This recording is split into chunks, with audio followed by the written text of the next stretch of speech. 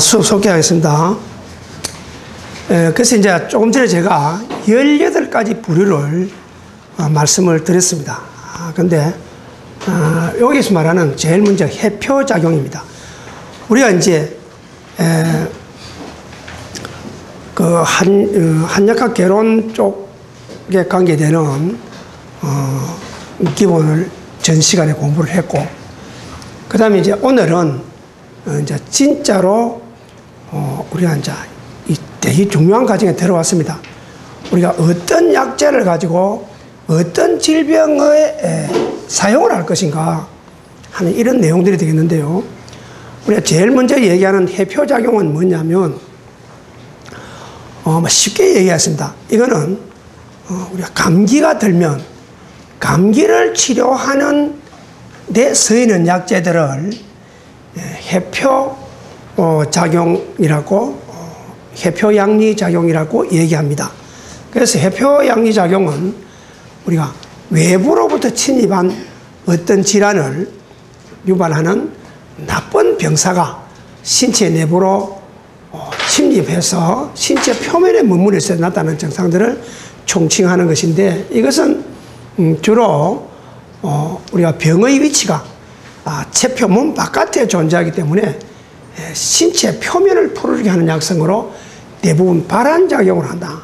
그러니까 감기가 우리가 몸에 오게 되면 가장 바깥쪽에서 머물면서 우리가 얼굴에 열이 난다든지 두통이 온다든지 또 코가 막힌다든지 하는, 또 찬바람이 싫다든지 하는 바깥에 일어나는 이런 증상들을 우리가 그 치료하는 약재들을 해표작용을 하는 약재라 그러죠.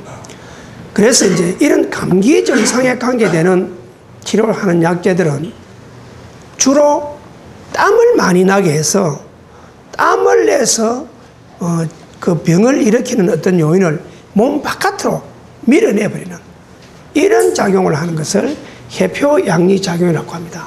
그러니까 여기에서는 약재들의 성질은 전부 따뜻하고 또 매운 성질이에요. 아주 매운 성질이죠. 그러니까 우리가 어떻습니까? 매운 거 먹으면 땀나죠. 음식을 먹어도 마찬가지로 우리 약재의 성분도 매운 약재를 써야만이 발산시키는 효과가 있다, 이렇게 보겠습니다. 땀을 나게 함으로써 인체 표면을 풀어줘서 땀과 함께 병사를 밖으로 내보는 작용, 바깥 부분에 존재하는 열을 발산시키는 특징이 있다. 주로 증상은 어떤 증상이냐면 오한한다, 추위가 싫다, 참기 싫고 발열 두통한다, 열이 나고 머리에 통증이, 머리 아프다, 코가 막힌다, 이런 증상들을 우리가 표적이라고 얘기를 합니다.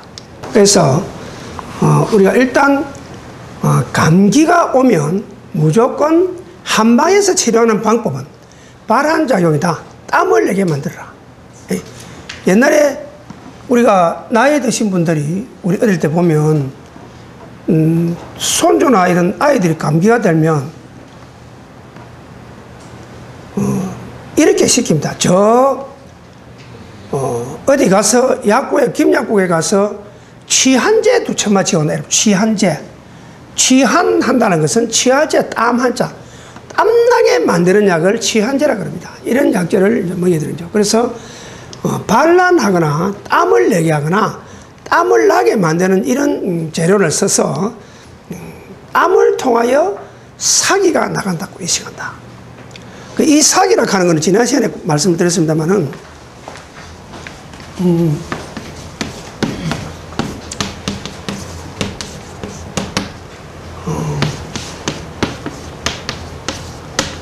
이거를 여러분은 잘 이해를 하셔야 됩니다. 정기와 사기, 우리 몸을 지켜주는 정상적인 그 기운, 이 정기와 질병을 일으키는 요인인 이 사기, 이것이 사기를 바깥으로 몰아내주는 이런 역할을 땀을 내서 하게 된다, 이래 보면 됩니다. 그래서 여기 보면 마황과 계지를 배합해서 되면 이 마황이라는 약재입니다. 그 다음에 해열작용, 발열에 대하여 체온 강화 작용을 가진다. 여기 보면 이게 갈근, 아까 내가 칡 얘기했죠. 갈건, 국화. 그 다음에 요게 강활. 요런 약재들이 방풍. 요런 약재들이 우리 몸에 땀을 내게 해준 데 쓰이는 약재들이다. 우리가 뭐 요렇게 대충 보고 다음에 또 큰 사진하고 가지고 또 다시 수업을 하도록 그렇게 할 겁니다. 그 다음에 진통작용이 있고 항바이러스 작용도 있다. 그 다음에 이제 청열작용. 조금 전에 말했던 거는 해표양리작용은 주로 바깥 부위에 존재하는 열을 발산시키는 약재들로 구성이 되어 있지만은 여기서 얘기하는 청열작용은 청열양리작용은 안쪽에 존재하는 그 이열이라 그러죠. 속에 있는 열을 청해시켜주는 풀어주는 작용을 말한다. 청열양리작용이란 열을 청소하는 작용을 말하는 것으로 이는 해표양리작용과는 다른 개념이다. 성질이 한양하다는 말은 찹다는 얘기죠. 성질이 한양하므로 열자한지라 하여 이들 약재는 각종 열정에 주로 이용한다는 것이다. 한의학 이론으로는 체온 상승과 관계없이 국은 입이 마른다든지 목 안이 건조한다든지 얼굴이 이렇게 붉게 된다든지 눈에 충혈이 된다든지 대변이 이렇게 똘똘 뭉쳐서 변비 현상이 생긴다든지 또 소변이 색깔이 붉으면서 시원하게 나오지 않는다든지 하는 증상들이 있으면 별다른 검정 음시도 이거는 속에 열이 있다 이렇게 보도록 된다. 여러분 그거 맞죠? 대충 생각해봐도 그런 증세가 있으면 속에 열이 있다고 느껴지겠죠? 열이 있는 겁니다. 그래서 여러분도 이런 증상이 있으면 내가 몸에 지금 열이 많구나 하는 걸 느껴야 된다. 청열작용을 하는 약용식물들은 노건이나 밀모가 잘 서지 않습니다. 주겹, 이 대나무 잎입니다. 지모, 천화분, 청상자, 치자가 있죠. 치자가 성질이 상당히 찬약이에요. 그래서 굉장히 열을 잘 해소시켜줍니다. 그 다음에 하고초, 꿀풀, 이 열을 많이 청소시켜주고, 그 다음에 지모, 요 지모인데, 많이 해줍니다. 그래서 여기서 특별히 우리가 몸에 열이 많으면 편하게 쓸 수 있는 약들이 하고초, 치자, 그 다음에 요 청상자. 청상자는 개 맨드라미 씨입니다. 맨드라미 씨죠. 그 다음에 주겹, 요런 것들을 우리가 흔히 쓸 수 있는 약재들이고 손쉽게 또 구할 수가 있습니다. 그 다음에 청열조섭 하는데 열을 청소를 하고 우리가 몸에 있는 나쁜 섭을 제거시켜주는 이런 약재들로서는 고삼은 도둑놈의 지팡이라 그래가지고 우리가 촌에가면 있습니다. 백선피는 요즘 요건데 봉삼이라 그래가지고 여기 보면 여 밑에 있는 이게 봉삼입니다. 봉삼인데 이거 백선피죠. 우리나라에서는 아주 흔하게 많은 식물인데 한 5, 6년 전에 강원도 인사가 이걸 이렇게 봉황같이 생겼다 그래가지고 봉삼이라는 명칭을 붙여가지고 인터넷에 공개를 해가지고 그게 소문이 전국적으로 얼마나 났는지 지금 다 뽑아내고 없습니다. 그런데 우리 한약재로 쓰는 경우는 전부 이제 우리나라산은 안 쓰고 수입 약재를 씁니다. 저도 그 봉삼이 그 피부가 안 좋은 사람들은 봉삼하고 어성초하고 그 다음에 청미래 등굴, 우리 여기 말로는 만개라 그러죠. 뿌리, 토복용, 이런 약재들을 적당하게 배합해서 약욕, 물을 끓여서 모욕을 하게 되면 상당히 좋을 수 있고요. 그 다음에 특히 백선피는 아토피 피부에 상당히 좋다고 많은 이런 경험담들을 얘기를 하고 있습니다. 확실하게 검증된 단계는 지금 이제 아닌 것 같고요. 그 다음에 용담초, 그 다음에 이런 약재들은 많이 있습니다. 황금, 황년, 황백, 황백, 황금, 황년, 요 세 가지 이 약재들은 굉장히 열을 식혀주는 공이 큰 약이들이에요. 그 다음에 독성을 풀어주는 거. 저는 사실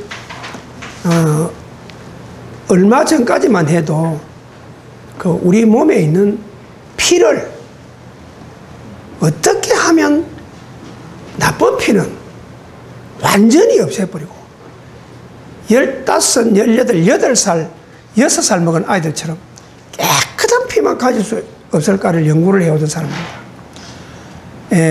엄청나게 깊이 매달리고 많은 이런 경험을 토대로 해서 임상을 해왔던 사람인데, 작년, 재작년부터 내가 이제 뭐를 집착해 하느냐 하면, 우리 몸 안에 있는 중금속에 오염되었다든지 스트레스 여러 가지 원인에서 오는 독성 물질 있습니다. 우리가 요산이라든지 몸 안에서 우리 인체에 혈액이 아닌 다른 어떤 독성 물질도 혈액 속에서도 또 특별히 독성 작용을 일으키는 이런 물질들을 확 한번 쓸어내보자 하는 이런 연구를 해 나오고 있습니다. 그래서 여기 오늘 요거를 여러분이 말씀드립니다. 독성 물질이 있으면요, 대부분 정상은 열을 일으키고 그 독성 물질이 있는 부위는 찹니다. 근데 그 자체는 열을 일으키는 겁니다. 그래서 독성 물질이 있는 곳에 열이 있다고 봐야 돼요. 그래서 열을 청소하고 독을 해독시키는 것, 독을 풀어버리는 약재들은 전부 보면 비린내가 나든지 떨든지 하는 이런 약재들입니다. 그러니까 여기 보면 가자, 금은화, 요 금은화인데요, 이 인동덩굴 꽃인데 금은화라 그래서 노란 색깔 꽃과 흰 색깔 꽃이 같이 이래 엉겨서 피는 약재가 있어요.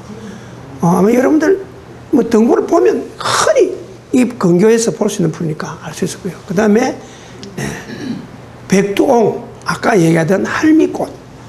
자, 잘 들어보면 여러분 이거 어느 정도 그게 그렇구나 하는 생각이 들 거예요. 그 다음에 선인장, 그 다음에 어성초, 연교는 개나리 나무에 있는 열매입니다. 근데 우리 이 부근에는 개나리 열매 있는 나무가 없고요. 어성 가면 개나리 이래 건드려 보면 안에 열매가 열려 있습니다. 그래서 어성이 개나리 어성이 그 원산지라 그러죠. 인동등, 요 금은화가 꽃이 피는 덩굴입니다. 그 다음에 토복령, 아까 내가 얘기했던 만개나무 뿌리, 그 다음 포공령, 민들레죠. 이런 약재들이 앞으로 우리에게 독성을 풀어주는 아주 중요한 약이다. 여기에 보면 그게 안 들어있죠. 아까 얘기하던 백선피가 안 들어있습니다. 근데 그것도 여기 포함이 될 수 있는 거예요. 요게 할미꽃 뿌리를 말려놓은 거예요. 할미꽃 뿌리. 그 다음에 요게 금은화. 그 다음에 우리가 몸에 피가 열이 생기면, 피에 열이 생기면 혈열이라는데, 열이 많은 사람은 어떤 증상이 있냐면 주로 잇몸에서 피가 잘 난다든지 코피가 잘 난다든지, 심하면 귀에서도 피가 날 수 있는 이런 소지가 있어요. 그래서 피가 더우면 안 돼요. 피가 더우면 피부 소양증이 나가지고 피부가 가렵다든지 막 이렇게 잘 생기죠. 이럴 때는 반드시 피의 온도를 낮춰야 될 필요가 있어요. 그래서 양혈작용을 한다 그래가지고 피를 차게 만들어주는, 시원하게 만들어주는 작용이 목단피입니다. 목단피는 우리 모란꽃나무 아시죠? 목단꽃나무. 그 나무 뿌리 껍질이죠. 요겁니다. 요거는 피를 좀 시원하게 만듭니다. 생지황이 아주 그 역할을 많이 합니다.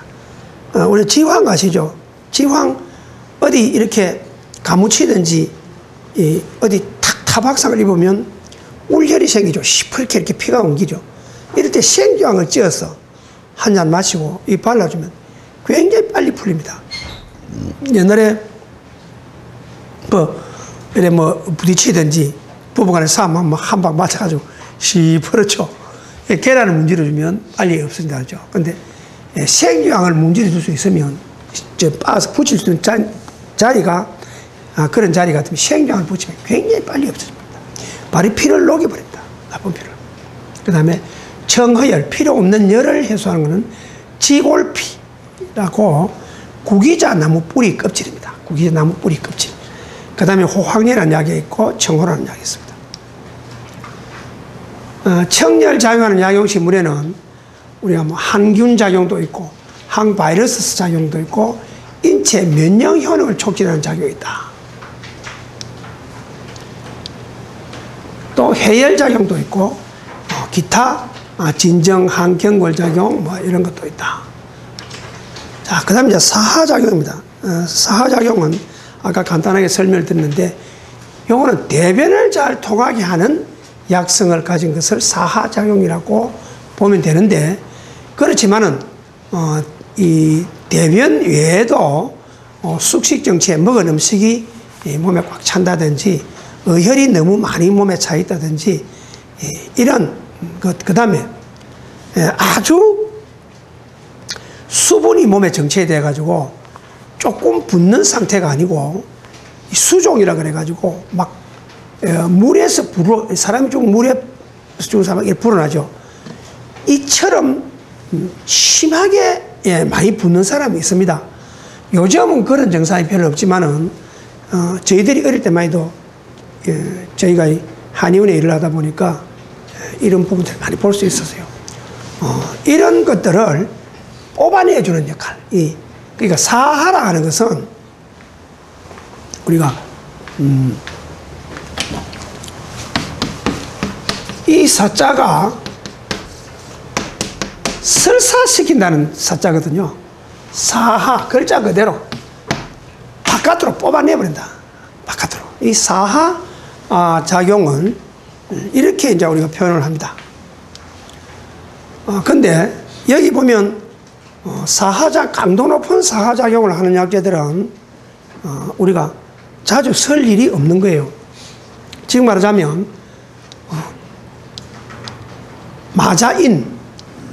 마자인은 이거 대마씨입니다. 삼시죠. 삼시인데 요즘은 구하기가 좀 힘이 들고요. 아마 이 약재로 쓰도록 안 나올 거예요. 그 다음에 이제 주로 뭐냐면 요거보다 조금 강도가 있는 약이 요게 웅리인이라는 약입니다. 웅리인. 근데 요게 이제 대황입니다. 이 대황은 우리가 소리쟁이라는 풀을 보신 분이 있는지 모르겠는데, 소리쟁이하고는 약간 다른 성질의 풀인데 독성이 좀 있는 약이죠. 되게 찬 약입니다. 성질이. 그렇기 때문에 변비가 있는 사람들은 요거를 한 4g 정도만 이렇게 딱 끓여서 따뜻할 때 마시게 되면 변비가 해소가 될 수 있는 그런 약입니다. 그 피마자는 요즘 보면 독성이 있다고 함부로 먹지 말라고 얘기 나오죠. 근데 옛날에는 이제 너무 변비가 심하게 맥혀가지고 뭐 신약도 안 나오고 이럴 때는 피마자를 기름을 먹었어요. 먹으면 금방 싹 빠져나옵니다. 제 경험으로는 저는 1년에 변비가 있어 그런 건 아니고요. 저는 어떤 사람들은 뭐 장 청소한다고 저 어디 무슨 저 어디 높은 데 가면 무슨 기도원이라든지 이런 단식원 이런 데 가는데, 저는 뭐 변비가 아니라도 1년에 한두 번 정도는 내 몸 안에는 확 다 빼내버립니다. 사정없이. 그럴 때 이제 저 피마자를 먹어보면 딱 소주잔 한 잔 정도 아침에 일어나서 공복 시에 딱 먹으면 한 5분 정도 후에 착 빠져나오죠. 차물 먹으면 그만인데, 요즘은 이제 방법을 그걸 안 씁니다. 안 쓰고 아주 좋은 걸 하나 선택했는데, 죽이면 말이죠. 아침에 이 헬스 가면, 요즘은 제가 바빠 헬스 못 갑니다. 한 작년까지도 다녔는데, 죽염을, 한 6g 내지 8g 될 거예요. 내가 그 차숟갈에 떠서 이 물컵 큰 데다가 미지근한 물에 이거를 녹여서 운동하면서 한 잔 마시고 나면요. 한 5, 6분 정도 이렇게 운동하다 보면 생각인데, 가면 막 사정없어요. 싹 나와요. 다시 한 5분 있다가 다시 똑같은 양으로 한 번 더 마시고 운동하면 또 가고 싶어요. 또 가면 처음에 싹 다 빠져버리고 없어요. 두 번째 가면 뭐가 나오느냐 하면 색깔만 그 색깔이 나와요. 또 한 잔 더 먹으면 세 번째 가면 아주 깨끗한 물이 정말로 전혀 여기서 나왔다고 생각 안 될 정도 물이 나와요. 또 한 잔 더 먹어버립니다. 기왕 시작한 거 한 잔 더 먹어버리고 딱 가면요, 먹을 때 색깔보다 더 깨끗한 색깔이 딱 정수가 돼가 나와요. 기가 차죠. 우리 몸속에는 뭐가 그렇게 뭐 단식하신 분들이 얘기하는 처럼 무슨 이런 게 없어요. 확 훑어내버리면 우리 이 뭐 그 초식동물처럼 이런 뭐 대사임 하는 거 없잖아요. 아주 간단해요. 먹으면 쫙 바로 내려가 버리죠. 얼마나 개운한지 몰라요. 고래 딱 고래하면 바로 운동하고 집에 와서 바로 아침 먹으면 정상적으로 돌아와 버립니다. 근데 연달아 한 3번 정도 그 과정을 거치고 나면 진짜 변이 그냥 황금색 변이 나옵니다. 1년에 2번 정도 하면 돼요. 여러분들은 내가 하는 대로 하면 안 좋을 수도 있습니다. 왜? 저는 여간 뭐 해도 괜찮아요. 괜찮은데 약한 사람은, 이 안에 기능이 약한 사람은 죽염을 좋기는 좋은데 한꺼번에 또 너무 많이 먹으면 안 좋을 수도 있어요. 그래서 한번 적게 먹어보고 안 나오면 더 먹으면 되거든. 이 자기 몸에 대한 거는 마루타가 돼야 됩니다. 자기 건강을 위해서는 스스로 많은 것을 경험해보고 요 몸이 되더라. 저는 죽염을 지금까지 먹었지만 한 번 먹었을 거예요. 거짓말 아니라. 이 사열 공부를 할 때는 무조건 죽염을 보였던 항상 넣어다닙니다. 왜 그러냐면 이 죽염을 먹어주게 되면요, 여간 피의 흐름이 좀 부족해도 금방 안정이 돼요, 몸이. 그래서 죽염 많이 먹어요. 인상과 죽염, 우리 회장님 아마 인상과 죽염 가실 것 같은데, 저는 인터넷으로, 인상과 죽염 말고 다른 죽염도 많이 먹어봤고, 최근에는 인상과 죽염을 주로 먹습니다. 참 좋습니다. 우리가 죽염이 좋다는 거는, 왜 좋냐면 가장 기본적으로, 우리가 그 두부 만드는 데 들어가는 간수 있죠. 간수가 없다는 거, 첫째. 그것만 해도 벌써 대단히 중요한 우리 몸의 건강을 찾는 겁니다. 3번 볶은 죽염도 김장하고 우리가 고추장 만들고 하는 거는 꼭 9번 볶은 죽음만 해도 아무 상관이 없어요. 저는 소금을 뭐 한 2가마에서 사놓고 뭐 한 3년씩 묵혀놓고 그랬습니다. 간수가 없는 소금을 먹어야 우리가 건강하다는 거죠. 그래서 여기는 뭐 이런 것들은 먹으면요, 요게 파도, 원하, 감수 이런 약재들은 여러분들이 만약 그래서 먹게 되면 한 3일 정도는 설사 안 먹습니다. 이 뭐 안 돼서는 하냐면 몸에 물이 못 빠져나가고 물통이 막 불어가 이런 사람들한테는 급하니까 죽고 막 서서 뽑아내야 돼. 물을 빼내야 되니까 딱 버리죠. 그래서 왜 함부로 우리가 살 빠진 약을 먹지 말았냐면, 살 빠진 약이 인정사정 안 보고 하려면요, 이거 만들어 중국에서 들어옵니다. 예. 모른다니까 뭐 쫙쫙